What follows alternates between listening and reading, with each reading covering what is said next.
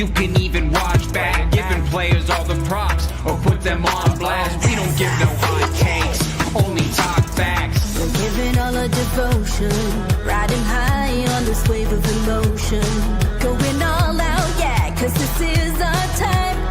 No, ain't no stopping us till we reach the finish line. All in, we came here to win. We're gonna give everything. S-I-C-K on the run. S-I-C-K, sick, sick. On fire, we're ready to fight. We'll bring the house down tonight. S-I-C-K on the run. S-I-C-K, sick, sick. Play it on the car ride, play it when you lounge.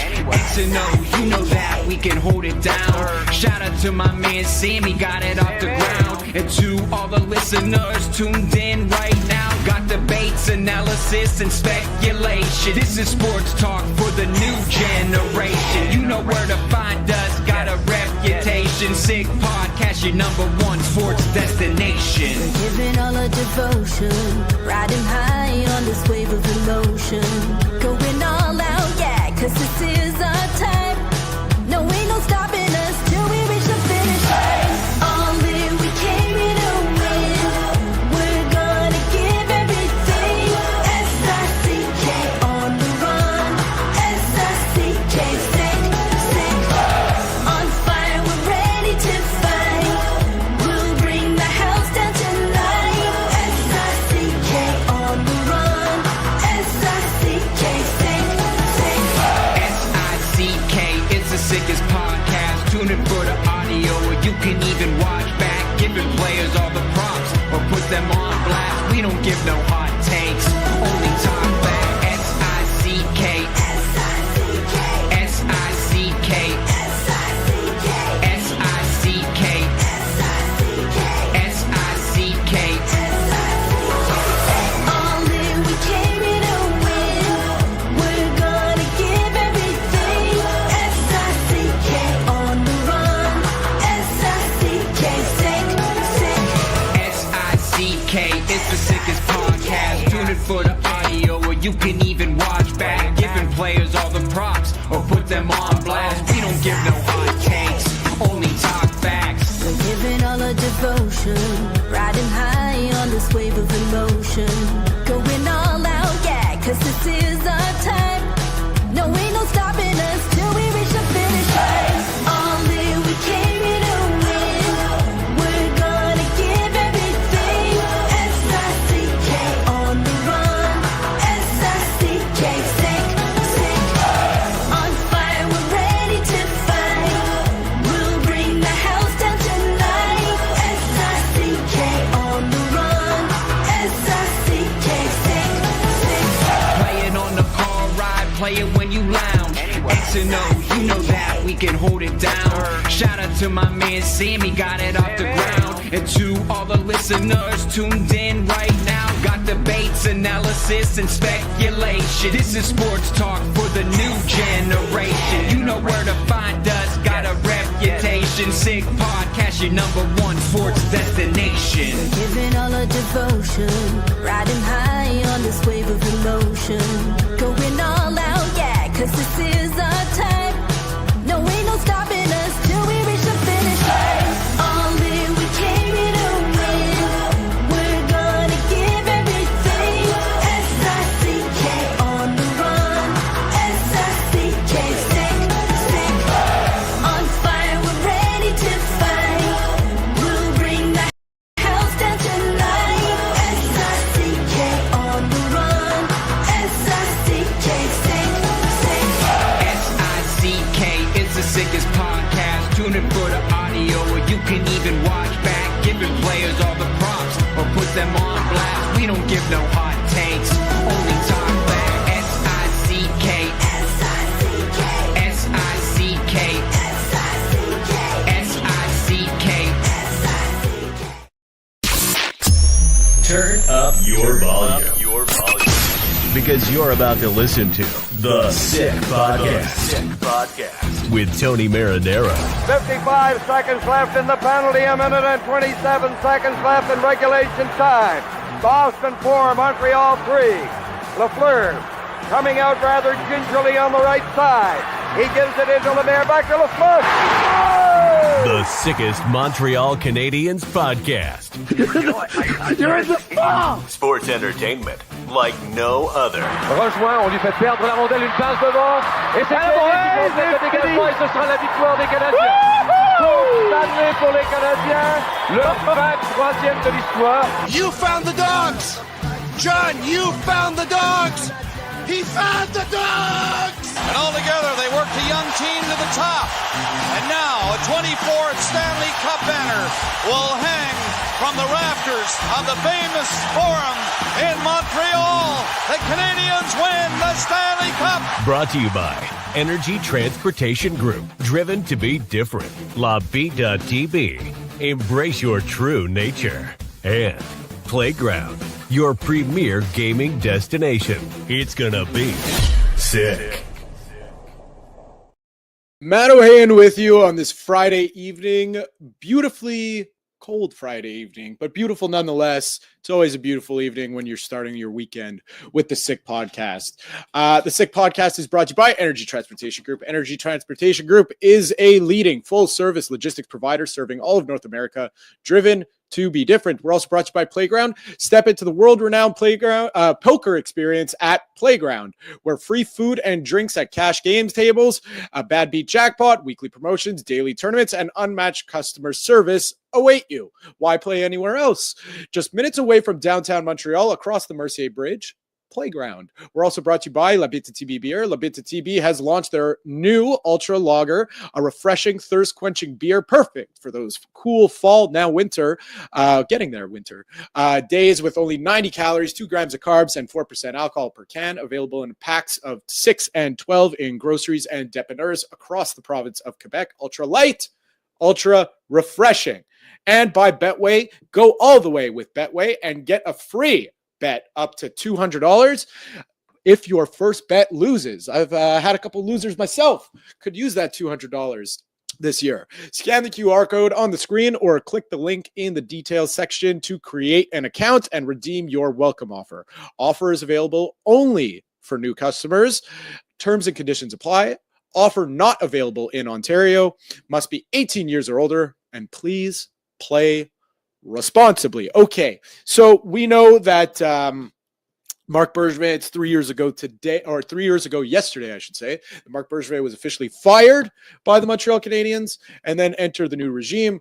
We're going to get to that a little later. We're going to start with the Canadiens on the ice before we get to, storylines off the ice and look backs and whatnot. And to do that, we have my usual Friday guest from the Montreal Gazette, Mr. Stu Cowan. Stu, how are we doing? I'm doing really well. How about you? I'm doing fine. It's a little cold, but the sun is shining. So, can't really complain about the weather these days. My dog is happy it snowed today. So that's, yeah. Oh, well, that's funny. It's funny. I saw the picture you posted on Twitter. Not a flake in Montreal. At least if it happened early this morning. I only got out. I'm going to melt it pretty quick here on the South Shore, though. Yeah, okay. So it's coming. It's coming. Hope everyone has their winter tires on. So last time we spoke, the Canadiens were coming off probably their most dominant win of the season and followed it up. We were both expecting the Canadiens, after 5 days off, come out guns a-blazing, and they come out with what was objectively, in my opinion, so I guess subjectively, but I think it's pretty objective. That was their worst performance of the season against the Vegas Golden Knights. Yeah, and I believe I said last week that I thought the Canadiens would beat the Golden Knights. That's right. So, I mean, listen, so did I. People didn't take my advice on that if they were betting on them. But, it was a disappointing performance by the Canadiens in that game. And they were just, in a way, I thought they'd be riding on a bit of a high, and they had that break before the game and had time to practice. But one of the problems with this Canadiens team is they're not very big. And when they run into big teams like Vegas, it shows that they get pushed around. And Vegas has that big defense, and they couldn't get near the net. They had problems getting shots. It was sort of men against boys. And it was just sort of a reminder to me also that the Canadiens, when they run into big, strong teams with depth and that, it's hard for them. It's tough. They're young. They're not that big, and Vegas rolled over them. But it was a disappointing effort. Like the effort, and again, we've talked about this on previous podcasts. One of my concerns this season has been the effort level hasn't been there every night for the Canadiens, which it had been since Marty St. Louis took over as head coach. Yeah, listen, 5-0 after 2 periods. What did they have? 9 shots on goal. Yeah. Something really bad. And I think that was the first time they were booed off the ice. Also at home. So the thing that's troubling for me is, these losses in a rebuild, they're going to happen. The result will happen of what happened. But it's like you said, the effort level, if you go out there and, you give it 110 and, you're just not good enough. And hey, a couple squeakers get by the goaltender and whatever, we're having a different conversation. Then we're probably having a goaltending conversation. It's just the inconsistencies on effort level are really, really concerning to me. And then they follow it up by, escaping with a point against Seattle. I mean, they had 13 shots on goal in that game. They came away with a point. Great, fine result if you want to be in the mix. But again, it's just not sustainable hockey that they're playing right now. The lowest total in shots in 15 years from the Canadiens, and they've had some bad teams over the last 15 years. So that was, again, lucky to get away with a point, bounced back and played a decent game in Columbus on a back-to-back to come out with a win on the road again in overtime. But we've talked about this, and it's just sort of, yes, they're young. They got 5 defensemen who are 23 and under. They've been shaky in net. Sam Montembeau's been hot and cold. Caden Primo, I think that was a big confidence boost for him getting the win in Columbus. I mean, heading into that game, I was like, if he gets shelled again here, like this might be his last game with the Canadiens. So you got to wonder how much more patience he has. So he played okay, enough to sort of calm down the talk about him and his future with the team. But moving forward, this is going to be a huge weekend for them. Back-to-back weekend games. The Rangers on Saturday afternoon, the Bruins on Sunday afternoon. 2 teams that play hard, 2 teams that have some size, and it's going to be tough. It's going to be a real tough one for the Canes. It'll be interesting to see how they pull through this weekend. It's you don't want to look past, and look to the second game of a back-to-back right off the bat, but I'm expecting. I don't know what to expect out of the Rangers game. You know what? I could say this. I'll expect them to play harder than the first time they played the Rangers. Because what did they lose? 7-2, 7-3, 7-4, something like that. They got absolutely dominated, and they were frankly lucky to get those goals. So I expect them to have that game in the back of their minds. I hope they're not looking forward. I could look forward because I'm not on the team. Boston isn't the same. This isn't Boston of last year or Boston of 5 years ago. This is a team that's struggling. They fired their coach, and we're not used to this. They still have the name value of Boston, of the big bad Boston Bruins, but this is a very, very, very beatable team. And it's tough to say that from a Canadiens perspective because they're the 3rd or 4th worst team in the NHL right now. But as people who watch the team closely, they have the talent. They just about a week and a half ago, they smoked the Oilers 3-0, shut them down, shut down McDavid, shut down Draisaitl, Zach Hyman off the score. Everyone was off the score sheet that night. They need, I don't know what it is because, last year, when you look at Philly, they were a bad team, but they were getting the results. And they ultimately fell short of the playoffs. But I feel like that's where the Canadiens want to be this year, is where Philly was last year. And, Philly, they went on a couple 5-game winning streaks, or they at least had one. It's hard to imagine the Canadiens even winning 3 in a row. Well, they won 3 in a row once last year, and they haven't done it this year. They had the one chance to it, and then they got smoked. So it's, the inconsistency is part of having a young team and part of having a rebuild. You're correct in that, and we're seeing that. But the inconsistent work level, and you talk about the Bruins, firing Jimmy Montgomery. I mean, Jimmy Montgomery's a great coach. I mean, his record in Boston was crazy, but players were starting to tune him out. I mean, we saw, Brad Marchand fighting with them or arguing with them on the bench more than once. he had lost his cool with the coach, and the coach had seemingly lost his cool with him. And that's been my concern this season with the lack of effort is, are the Canadiens starting to tune out Marty St. Louis? And, I think his job is safe. I think, Gorton and Hughes have this long-term plan, and they firmly believe Marty St. Louis is the right guy to coach this team and the right guy to develop these players. But the lack of effort on certain nights is a sign that you're wondering if they're still buying in the way they were at first. And, all coaches are, Jim Montgomery didn't suddenly become a bad hockey coach. You look how quickly he got hired in St. Louis. I mean, it didn't take long. But when players start tuning you out a little bit, that's when there are problems. And every coach, after a while, it's like if you have the same boss for 4 or 5 years and you start getting tired of hearing the same thing over and over and again. And, I was talking with Rick Green about this, who's been a player and a coach in the NHL. And, he was saying that's when it is. When they start tuning you out, that's when coaches start looking to the gym and go, oh, man, I might be in trouble here. I don't think Marty's reached that point yet. As I said, I believe his job's safe. I'd be shocked if the Canadiens make a coaching change this season. But it is a concern. And you wonder if, Ken Hughes and Jeff Gorton may be having some conversations with Marty and maybe even with Nick Suzuki, the captain, just find out what's going on. Why is the compete level not where it was the last couple of years? Well, that's my whole thought is I'm on the same train as you. I think Marty's job is safe, but at the same time, if they're starting to tune him out, you'd have to think Gorton and Hughes, as involved as they are, they got a pretty good handle on who's in their locker room and what's going on in the locker room. And if they feel that the players are starting to tune him out, listen, there's no point at that point of keeping him around because the development, aspect kind of goes out the window.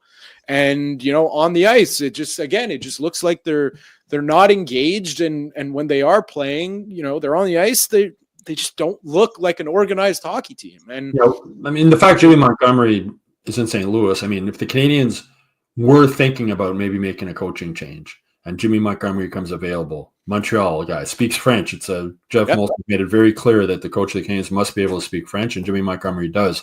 So when he became available, if there was any thinking that they were going to make a coaching change and he becomes available, he is the best bilingual coach available at the time, right? No knock on Pascal Vincent in Laval, but Jimmy Montgomery's got a lot more experience and success in the NHL.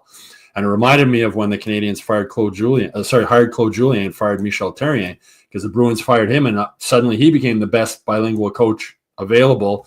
And Marc Bergevin didn't want to wait. He realized things might be going down with Michel Therrien. Maybe the players are starting to tune him out, and he made the coaching change right then, and they brought in Claude Julien. So Jimmy Montgomery, you knew he wasn't going to be available for long. You don't know if he would have wanted to come to Montreal. I know he has a connection to St. Louis. His wife's from there. He has a home there. He's played there. That might have been the spot he wanted to go. But again, I think it's too early in this rebuild for the Canadiens. As I said, I just think Marty St. Louis' job is still safe, but the effort level's got to get back to where it was last season and the season before, and be more consistent. The inconsistent play by young players is expected. Young guys. I wrote a column about Jaden Struble, trying to earn a regular spot on the team this year, and he'd been playing really well, and then he didn't look so good against Columbus, right? And it looks like he's going to be a healthy scratch tomorrow against the Rangers. So you're going to get that. Young players are going to be inconsistent, but there's no reason for the work ethic to be as inconsistent as it's been on a young team. You look at Brendan Gallagher. Hardest working guy out there every night. Some of the younger guys need to look at that and follow his lead and realize that you got to come and play every game, every practice as hard as you can. Mm-hmm. Yeah, and whenever these conversations come up, we've been prefacing, every time is we both believe Martin St. Louis' job is safe. People might come at us and start saying, you're clickbaiting, you're trying to stir something up, and these questions are pretty logical. At least I feel they're pretty logical questions. Marty's one of the longest tenured coaches in the NHL right now. He's in year 3? You look at coaches in the NHL. The 3 finalists for the Coach of the Year in 2023 have all been fired since then. It's a tough business, but the Canadiens are in this rebuilding process. And the one thing about Gorton and Hughes, they have a plan. They're confident in the plan. They're going to stick to the plan. They're not going to panic. They're patient, and I think Marty St. Louis is part of that plan. Yeah, okay, totally agreed. It's just, again, we've never. This is why these questions are coming up for all those who are like, they got fire coming out of their steam coming out of their ears just listening to this conversation, is because we could count on one hand in year one, with full year one, I'm talking about with Martin St. Louis, how many times the Canadiens had a bad effort level. Probably. Year two, I'd say you could probably count two hands last year. This year, you could probably count on one or two hands how many times they've had a good effort level. And that, to me, is why these questions are coming up. Because effort level, you're going to play for your coach, you're going to play for your guys if you believe in them and if you want to play for them. And right now, it's just my read. I have no connection to the team. I have no inside sources. That's just the way I'm reading it. Yeah, well, when Marty came in, the team was as low as they could be, right? They were as low as could be, and he came in and gave them a sudden boost right away. And you got to remember too, when they hired him with as an interim basis, right? They weren't 100% convinced that he was the guy moving forward. They had the interim tag, and then they took that off because they saw the work he had done and they saw how players are buying into what he was doing, and they kept him. One of my concerns with Marty is he's a stubborn guy, obviously. The hybrid defensive system, he's convinced it's going to work. He's thinking if players can't figure out, maybe they shouldn't be in the NHL. He's convinced it's going to work. He's stubborn with it, and he's sticking with it. I remember Dominic Ducharme was very stubborn with his system when it wasn't. It ended up costing him his job. So I wonder if there might be some discussions moving forward about maybe adjusting stuff, making stuff a little bit simpler. But having said that, their defensive play has improved. I mean, they've really cut down on the shots on goal, but it's been at the cost of offense, right? They also aren't getting many shots on goal. They're not playing that open style that they had been before with Marty. So it's sort of that balancing act between playing good defense, but you also got to score goals to win games. But it is a bright spot that at least they're not running around in their own end as much as they were before. And, Stefan Robidas met with us last week, I guess it was, a defense coach, and he was talking about, trying to eliminate the gray areas in that hybrid system. And the only way you do that is by playing more games and guys learning as they go along. And maybe that's what's happening right now. The concerning part is, in terms of the shots on goal on the offensive side, is obviously they're not scoring much, but just from a shots perspective, I find they're playing, old time. I'm talking from when I was a kid, old time Canadiens hockey, which is when they get on the power play or they have chances in the offensive zone, it's just too much passing. I feel like the confidence level of so many players is just so low. It doesn't, Nick Suzuki is on pace for point per game. Cole Caulfield is still on pace for, 40, 50 goals, whatever the case may be. But the confidence level of some of these players is just so low that they just refuse to shoot the puck. It's insanity. You just send it towards the net. Something good will happen eventually. And it's just, to me, that is a very concerning thing, because confidence levels, it was never really an issue since Marty stepped in. Because in fact, it was the opposite. That was his MO, was boosting guys' morale. And now it just, I don't know what it is. Kirby Dach, Yuri Slafkovsky, who else out there doesn't look too good? A lot of players, Nick Suzuki. No, again, Alex. Yeah, exactly. Alex Newhook, Nick Suzuki. He might be point per game pace, but other than his game-winning goal against Columbus, if you told me he wasn't playing in that game, I'd believe you. I didn't notice him. And that's been the case for many, many games this year. Shooting the puck, as you mentioned, it was good to see Slafkovsky shoot the other night when he had that 2-on-1 with Suzuki and score. Yeah. Slafkovsky had 0 shots the 2 previous games. 0. That was the only shot he had against Columbus. It was a great shot, and he scored. 19 games this season, Slafkovsky has 23 shots on goal. It's hard to score when you're averaging barely over 1 shot a game. And, I'm wondering, when does Marty finally decide, okay, let's put Slafkovsky, Suzuki, and Caulfield back together? Slafkovsky was averaging a point a game. First 6 games, he had a goal and 5 assists. Then he had that upper body injury that sidelined him for 3 games. He's never been back with Suzuki and Caulfield since then. He was trying to get Dach going, so Slafkovsky lost the number 1 line spot to Dach. Dach never got going. Slafkovsky went into a slump. Both of them ended up down on the 4th line. Slafkovsky looked better. He's up at the second line with Dvorak and Gallagher the last game. Scored the goal, had an assist, played a solid game. But I'm just thinking, I understand what he was trying to do, getting other guys going, Newhook, but you can't, not at the expense of Slafkovsky tailing off. And, I asked Marty after practice on Monday, have you thought about putting Slafkovsky back with Suzuki and Caulfield to get him going? And he went, not now, not yet. And they went on, he sort of wasn't happy with sort of the engagement, the effort level of Slafkovsky since then. And you got to remember, Slafkovsky's 20 years old. And he might be wondering to himself, how come I'm not playing with those guys? I started the season playing well. I had a great last half of last season not playing with them. And I think it's important, talk about confidence, to me, just put those three guys back together. That's what I would be doing if I was Marty St. Louis right now. Newhook and Doc and the other guys, they got to figure it out. They got to figure it out. They can't, we're going to put you with Nick to help you. These guys got to figure it out themselves. Maybe put Newhook and Doc together and say, let's go, boys. You guys got to figure out what's going on here and get your stuff going. Doc, I have a lot of, I don't know if sympathy is the right word, but a lot of understanding for Kirby Doc. The guy didn't play a game in basically a full calendar year, went through a major knee injury. He spoke to us about it, still sort of in the back of his head, the knee, and he's maybe a little tentative and things, and that's understandable. I mean, it was a major knee operation. Mm-hmm. So it's going to come for him, but I just think that trying to get him and Newhook and other guys going around by juggling the lines around, it's not, to me, it's more important to get Slafkovsky back in his comfortable spot with that number one line. And I think it'll help the team too, because last year they were basically one line, offensive line, and three lines that tried to support them. And it's a good line. It's a solid line. And I think it's time for Marty St. Louis to put them back together.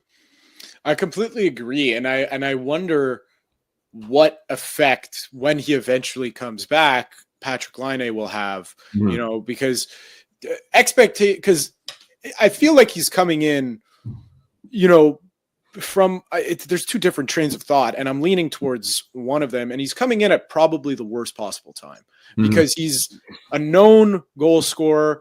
He has that prowess. He has that, the excitement of when the Canadiens traded for him, and him too. He's kind of in a similar situation as Doc. When was the last time Patrick Laine played an NHL game? It's been a very, very long time. He's not just going to step into the lineup, at least, I don't think, and it wouldn't be fair to expect him. He might do it, but it wouldn't be fair to expect him, to step into the lineup and bang, all the Canadiens' problems will be solved. That's just not how it's going to work. No, and I'm just looking up, his last game in the NHL was March 21st, 2023. So it's been a while for him also, right?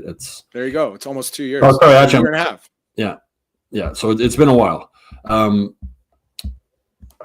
Same thing with him. He's going to be probably even more tentative, or possibly even more tentative than Kirby Doc, because Doc had surgery, right? He had the knee repaired. Laine had more than one medical opinion, and at least one of them was he needed surgery. And another one was, no, it'll heal by itself. It's just a sprain. It's going to heal by itself. So, is there a guarantee that he's going to come back and the knee's not going to become an issue pretty quickly again? He's looked a little tentative still skating in practices and whatnot. So it's going to be, people expecting Laine to come in here and be the savior. I think it's going to be maybe even more difficult for him mental-wise anyway than maybe it was for Doc, just because there might, some in the back of his mind, he might still be thinking, should I have had surgery? Did I make the right call not having surgery? And we're going to find out. Time will tell if he made the right surgery or not and how the knee holds up. Yeah, it's just, it's kind of a really bad situation also, just because, the Kirby Doc was a key to the Canadiens this year. In terms of being in the mix, being possibly a contender, defying expectations. And fair or not, it hasn't worked out yet this season. Will he turn it on? He turned it on around this time, his first year with the Canadiens. So it's possible still. I don't know what I would try, because he's played center in his career. I would try Newhook at center at this point, because Christian Dvorak is your second line center, and it's by default. He hasn't earned that spot, and he's not good enough to play that spot. So I would try that. Maybe I don't know who to put with Kirby Doc. Alex Newhook. At that point, I don't know what happens to Dvorak, where he goes in the lineup, and how it shifts the landscape of the team. But just they got to do something, and someone's got to take the bull by the horns, take the ball and run with it themselves, because at a certain point, yes, Martin St. Louis deserves some of the blame for this, but he's not on the ice with the players. That's he can game plan the best game plan ever. And, the greatest he could be, he's not, but he could be the greatest tactician ever. But any coach getting this amount of effort from this team, they can't shoot the puck for you. They can't skate into the quarter for you. That's just the key to the whole thing right now. No, to backtrack just 1 second, going back to Laine, I looked at the wrong year. His last game was December 14th, 2023. So it's coming up. It's coming up in a full calendar year since he last played hockey, which is the same amount of time that Kirby Doc was out. But talk about Marty St. Louis and the players. I mean, Red Fisher, legendary Red Fisher, the Gazette, when the Canadiens were struggling, would always say, "Show me the players." And there's not a lot of NHL coaches who are going to win with 5 of your 7 defensemen 23 and under, including a 20-year-old rookie, Lane Hudson, who's playing 24 minutes a game or whatever it is. There's not many coaches that are going to win with this lineup and with the way the goaltending's been. But it goes back to the effort level again, right? The results, the losses aren't surprising, but the effort level on some nights is. And I wonder in that point, at what point does maybe Michael Pezzetta get in the lineup? He's played 3 games this year. Yeah. He's found out like 16 in a row it is now or something like that, to maybe give a little boost and a little energy to the team. But it seems like for Pezzetta, it seems like he's just a forgotten man now, and Marty's just going to let him this was last year of the contract, and it's going to run out, and he's going to go wherever he ends up. But they're sort of missing that energy. One player who is bringing it for them is Emil Heineman. Yeah. Oh, yeah. I mean, Emil Heineman, I've liked him. Nobody really knew much about him, right? When he was part of the Toffoli trade. Yeah. Sort of like a throw-in, it seemed at the time. But Ken Hughes said at the time of the trade, no, it wasn't like we wanted this guy. We really wanted this guy. And we're seeing why. Big, strong, skate. We're talking about shooting. He doesn't hesitate to shoot the puck. He has a chance to shoot, he shoots. Look at the goal against Columbus. Go to the net, hard to the net, right? They tell kids that from the time they're 10 years old. Drove hard to the net, big body, hard to stop, puts it in. So he's a guy that can bring some energy to the team. And he's obviously got more skills than Michael Pezzetta. But I've really liked Emil Heineman since I saw him the first development camp after the trade. Last season, he was unlucky. He had a freak concussion when he ran into a linesman or a referee early in the year with Laval. That set him back quite a bit. But he's just gaining more confidence every game. And Marty St. Louis is gaining more confidence, and he's feeling more comfortable in the smaller rink than the North American rink. And he's been a big positive, I think, for the team this season. And it was interesting also talking with Yoel Armia a few days ago, and I was asking him and Heineman are quite close European backgrounds and whatnot, and he sort of helped him out and adjusting to life in the NHL.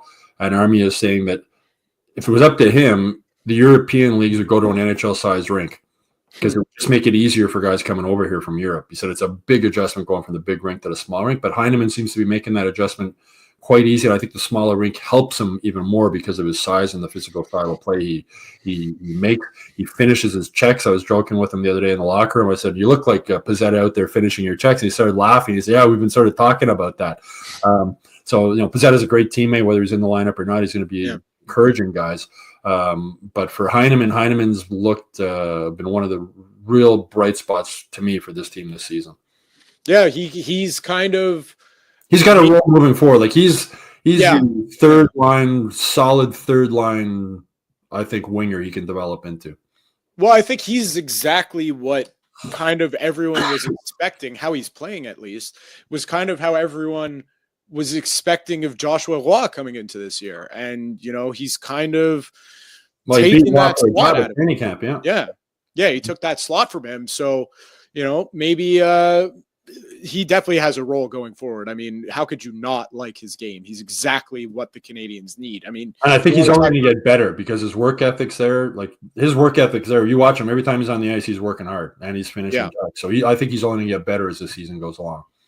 Yeah. So again, just anybody, take the bull by the horns. Take the ball, and it's literally the ball is in your hands, or the puck is on your stick. Mm-hmm. We should say. You're the ones on the ice at this point. It's anyways. Let's talk about an article that came out. You wrote an article, and so did Pierre LeBrun in The Athletic, about the 3-year anniversary of the firing of Marc Bergevin yesterday. Okay. Actually, mine wasn't a new article. I just posted the one I wrote 3 years ago when he got fired, but LeBrun had. Oh, right. Yeah. There you go. Yeah. So it's funny whenever these things happen, it's really, I don't know about you, Stu, but it kind of, forget that it's Marc Bergevin. It could be literally anyone. He got fired for a reason.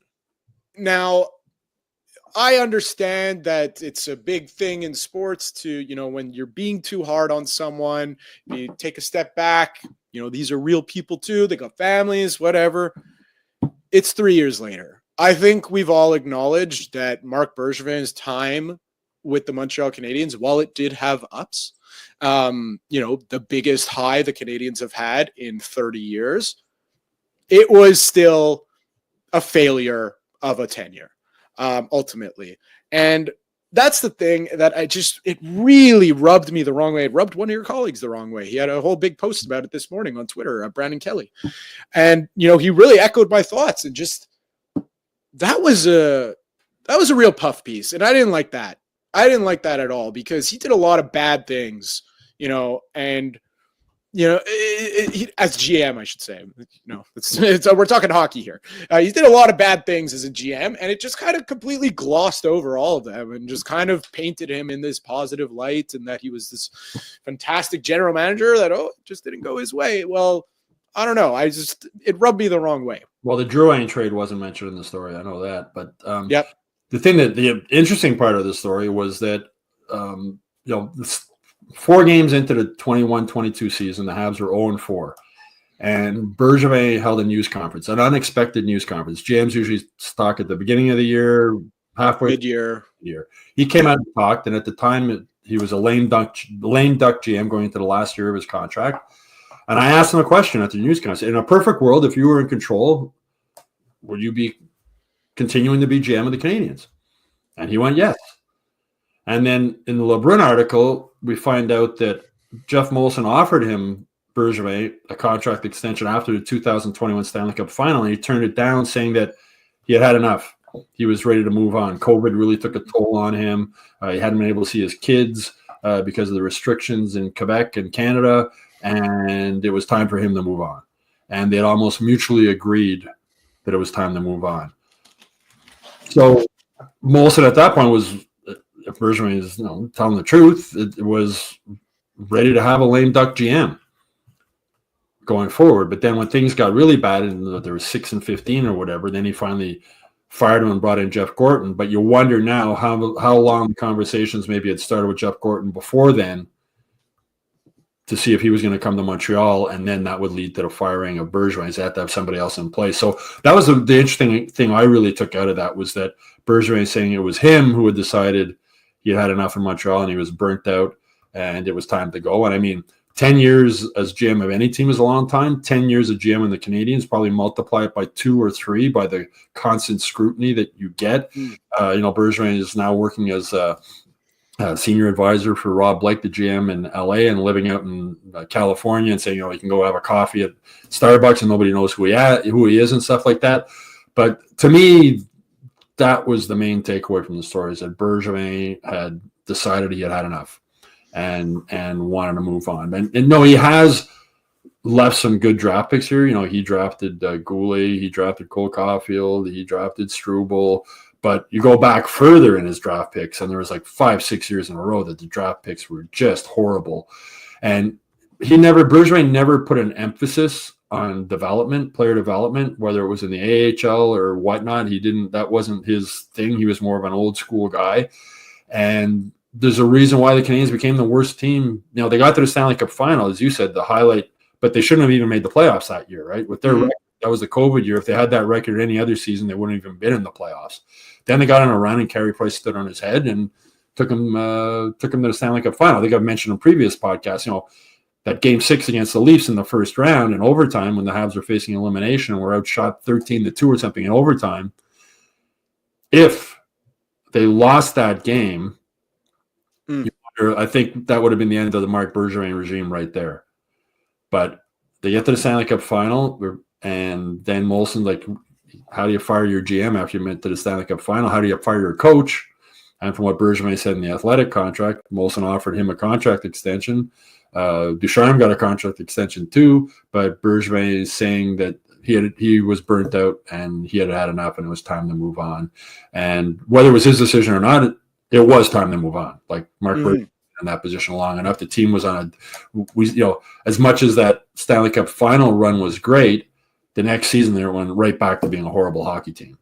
And without Carey Price, they didn't have Carey Price now because of the knee injury, and so it was. You know, there was more.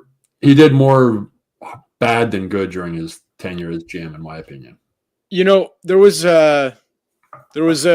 said he. By the way, I'm just going to finish my point. Then I'm going to turn my camera off. I'm still here. This fell on my head, as I'm sure you noticed. But you know, the thing that really annoyed me, there was a post on Twitter by the Habs Reddit account, which is a great account, honestly, at, you know, really, the epicenter of all Habs news. They bring it all together. It's really great if you don't follow it. But so they, you know, posted a little tidbit of the article, and it basically said, you know, Marc Bergevin said, you never traded a first round pick. You did. And whether, you know, he meant... Well, he traded him after he signed. Yeah. It didn't trade whether after the draft. He traded a first-round pick for Jonathan Drouin. And that's to say that wasn't mentioned in the article. Well, there was that trade, but there was also... He traded... It may have not have been the Canadiens' first-round pick, but this guy held on to first-round picks as if they were gold. And he traded a first-round pick and a second-round pick for Christian Dvorak. I don't know.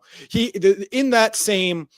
You know, I think it was in that same screenshot. It also said, you know, a lot of people blame me, but I don't think I left the Canadiens in a bad position. This is literally, you know, you had Josh Anderson on a 7-year contract, and we all knew that this would happen because when he signed that contract, the Canadiens were, you know, quote unquote, well, his words, not mine, were going all in. They were all in on that season. And when they gave him that contract, it was one of those contracts that was, it's not going to be Bergevin's problem anyways, because he's not going to be there by the end of the contract. It was a 7-year contract. He got fired the next year. He signed it anyways, but Bergevin was not going to have to deal with the consequences of that contract, you know, if it didn't work out. Well, we clearly see it's not working out. While he is having a resurgence right now, and he is playing some of the best hockey of his career, I think it's fair to say, even with the way he's playing, it's not a controversial take at all. Brendan Gallagher does not deserve $6.5 million right now for the next 3 years. That's also another very limiting factor for this team. Well, don't forget the Canadiens could also still have Carey Price's and Shea Weber's contracts on the books. That's right. You know, those are two contracts. If they were still healthy or somewhat healthy and still playing at very advanced ages in their careers, that's a lot of money to still have on the cap.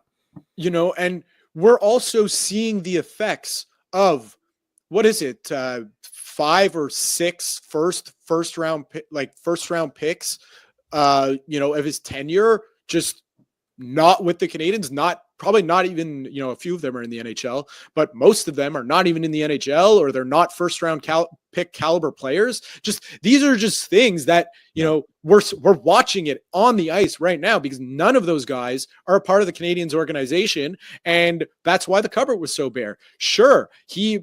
he had, he drafted Caden Gooley. He drafted Cole Caulfield, which frankly he shouldn't be getting any credit for because that's a no-brainer pick. I mean, he could easily not make the pick like Philly didn't and draft Cam York, but still, it was a no-brainer pick. It was consensus. You shouldn't be getting kudos for going with a consensus pick. He drafted those two guys. He acquired Nick Suzuki. One of his best. Suzuki wasn't the guy he wanted originally in that trade. Well, there you go. And, he pulled off, frankly, that was probably his best. After the Suzuki trade, probably the second best trade of his tenure, which was the Jeff Petrie trade.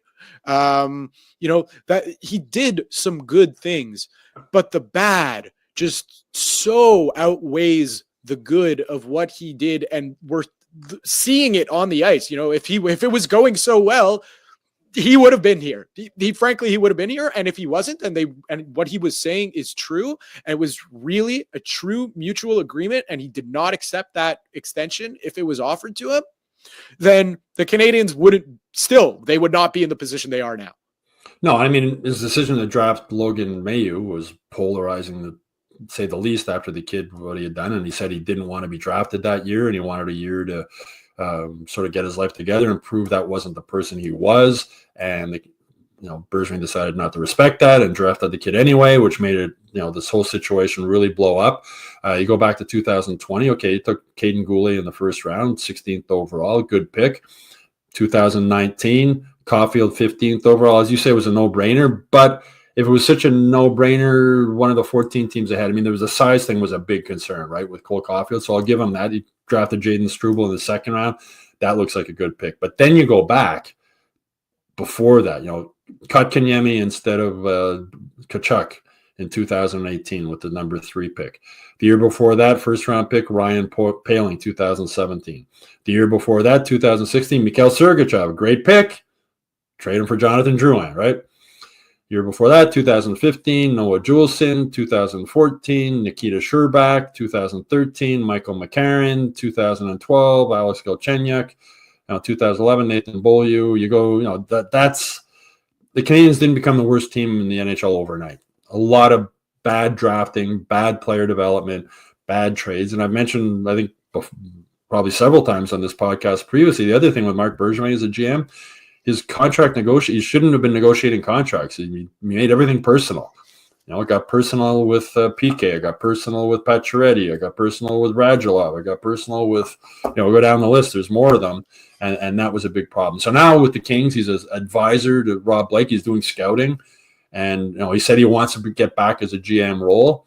I'd be surprised if that happened. As LeBrun mentioned in his story, he'd have to sort of explain the Mailloux situation to a new team also. They're thinking about, Jeff Molson did sign off on that. He's interviewed for the Pittsburgh job. He interviewed for the Toronto job. He interviewed for another job. He didn't get it. You also got to factor in one of the big reasons he got the job in Montreal is because he can speak French, right? You have to have a GM who was bilingual. That was a big feather in his cap that got him the job here. That doesn't apply to any other team. So I don't know I think if Marc Bergevin was going to get a job somewhere else as a GM, it would have happened by now. It's 3 years now. If you're a really good GM, you're not out of work for 3 years. So I think that speaks volumes about what he did in Montreal and what other teams around the league think about what he did in Montreal. Well, and of course, the ending of that is, no hard feelings. And, it said when he ran into Brendan Shanahan and, Kyle Dubas beat him out for the Pittsburgh job, Brad Treliving beat him out for the Toronto job, and then Don Waddell beat him out for the Columbus job. You keep, losing out. Well, we go back to Montgomery was unemployed for like 3 days. There you go. Yeah. So it's just, I really just, that was not a fair representation. And it's the same thing that happened after a couple months after, or a couple weeks after, his name is escaped. Dominic Ducharme got fired as the Canadiens. An article comes out and he's like, it's not fair and this and that, and goes, and it's just, man, your team was bad. You got fired because your team was bad. Sure, they may have told you, we're going to see out the season with you, but things change. And that's just the reality of any business. Things happen, things change, and they changed on you.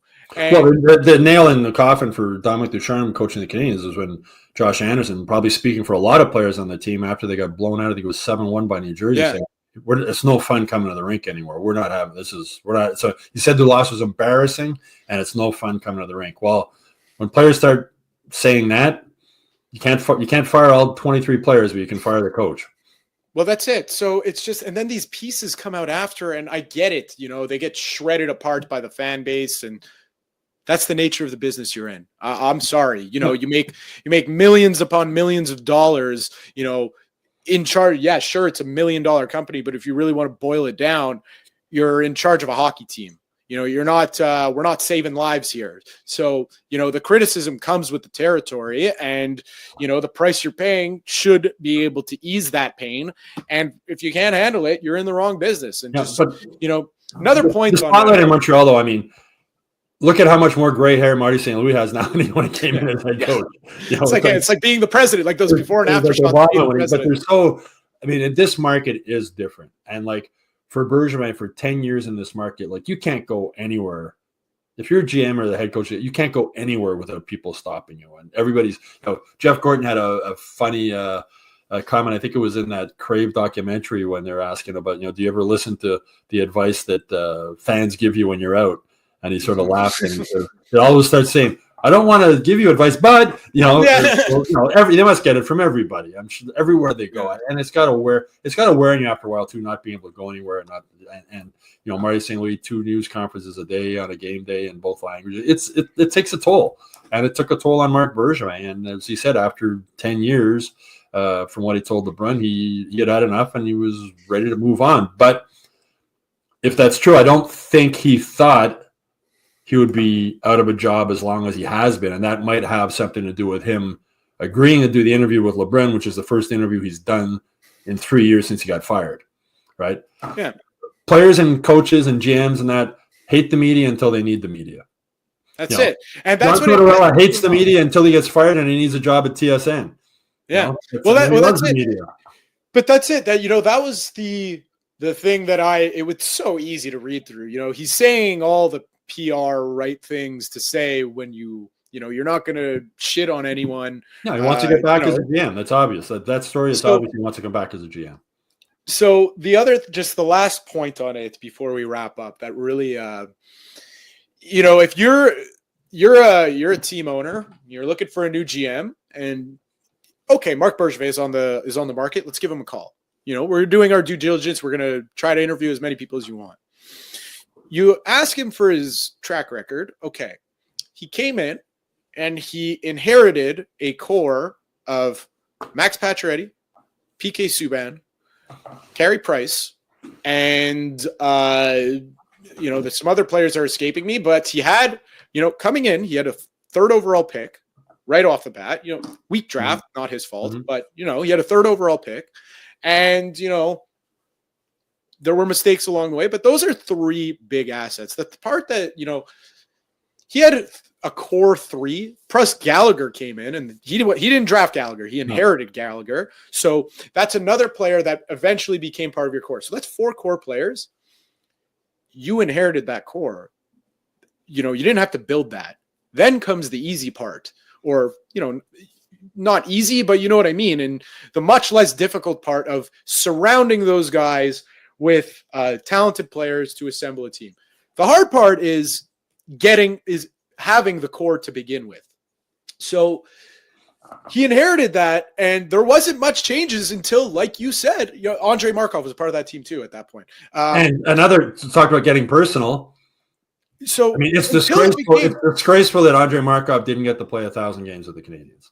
Yeah, it is. And so you inherited that core, and you didn't change anything about it until things got personal, except for with Carey Price, with each and every player.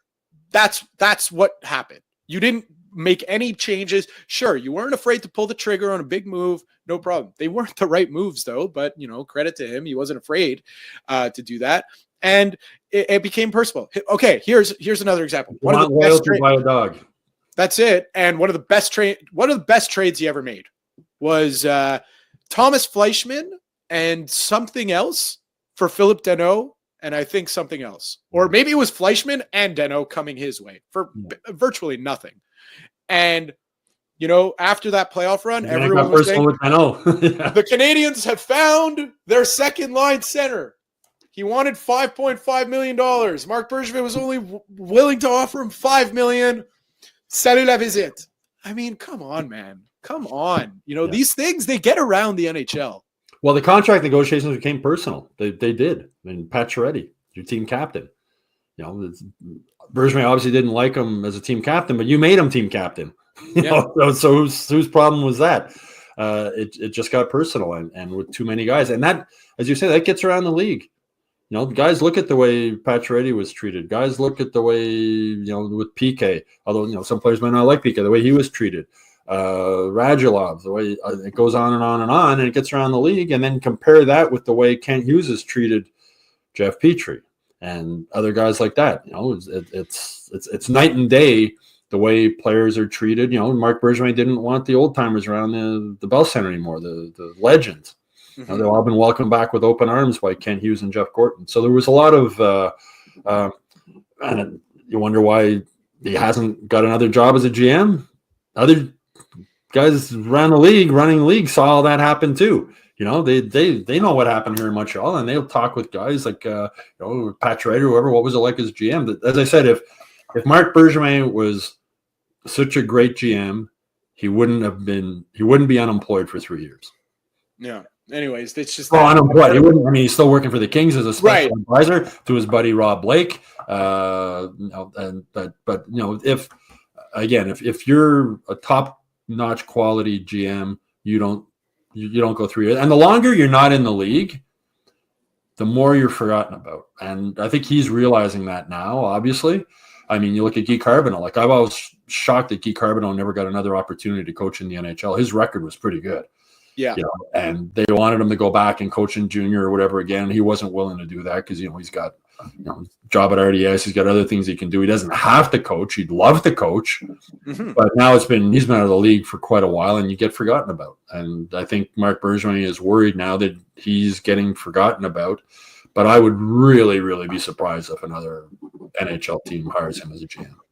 Yeah. Anyways, that article was just shocking in so many ways, and shocking from, you know, Pierre LeBrun. Like, easy, just, you know, every Canadiens fan knows it. You know, he says, I never traded a first-round pick. You traded one for Christian Dvorak. Oh, well, I never traded one of the Canadiens' first-round pick. Like, that doesn't get included in the article if you have to make that specification. You know what I mean? That's just, I don't know. I expected more. Anyways, like we said, Canadiens on a back-to-back this weekend. Okay. Final, just to wrap up. What is the biggest solvable problem right now for the Canadiens that can maybe not lead to better results, but at least lead to a better product? Putting Slafkovsky back with Suzuki and Caulfield. That would be my thing. Like, put those guys back together. And as I said, Slafkovsky was averaging a point a game the first 6 games playing with those guys, gets injured, comes back. Marty's trying to get Doc going, so he leaves him on the number 1 line. Now both those guys are slumping. To me, that would be the thing. I think fans want to see it. I think Slafkovsky, again, he's 20 years old. You know, it's his new contract kicks in next season. He's got that in the back of his mind, I'm sure. And he's probably wondering, like, what do I got to do to get back? And his effort level probably tailed off a bit, maybe because of that. And Marty wasn't going to hand him back the spot on the number 1 line. Okay. You know, he played well last game. How many more games in a row does he have to up his engagement level before you put them back? And to me, I think it would help the team to put them back together. More importantly, I think the team's a better team when that's your number 1 line. Yeah, it's fine, but I will give Marty credit. Just wrapping up here is what I'll give him credit for is I remember this time last year, you know, we were kind of shouting, you know, screaming that Slafkovsky should be sent down because he wasn't playing very well. But they saw that he was engaged, and he was, you know, they kept him on that first. He had such a long leash last year. And this year it's kind of fair because while he is their best option and probably would give them the best chance at winning, it's just he doesn't look engaged. It's not like last year where it's kind of the exact opposite, because last year he was engaged, but the points weren't coming. This year he's not engaged and the points are coming. So, well, looking at the lines at practice today in New Jersey, it was Suzuki, Caulfield, and Newhook, number 1 line. Slafkovsky, Dvorak, and Gallagher, number 2 line. Well, to me, bumped up to line number 2 then. Yeah, to me, it's like, again, I think the Canadiens are a better team when Slafkovsky's on the number 1 line. Well, we'll see how long that does take to happen, because a lot can happen in a weekend with 2 games. So it's going to be fun. And hey, how great is, there's a lot of great sports weekends. No, U.S. U.S. Thanksgiving. Oh my God. You got football yesterday, football today, basketball all day today. Then you got hockey all day tomorrow, hockey all day Sunday. Huh. It's unbelievable. U.S. Thanksgiving weekend. Fun weekend for a sports fan for sure. There you go. So Stu, as a sports fan yourself, and you're going to be working, so try to enjoy, but also can't wait to see your work this weekend, but try to enjoy the sports outside of hockey, and we'll talk to you next week. I certainly will. You too. That was Stu Cowan. I'm Matt Ohayon. Thank you all for joining me as you usually do every Friday. And if you're a new listener, thanks for giving us a shot. We'll talk to you next week. And that's a wrap. Hope you don't miss us too much until next time. Follow the Sick Podcast with Tony Marinaro on YouTube, Instagram, Facebook, Google Play, and Apple Podcasts. The Sick Podcast is brought to you by Energy Transportation Group, driven to be different. LaVita.tb, embrace your true nature. And Playground, your premier gaming destination.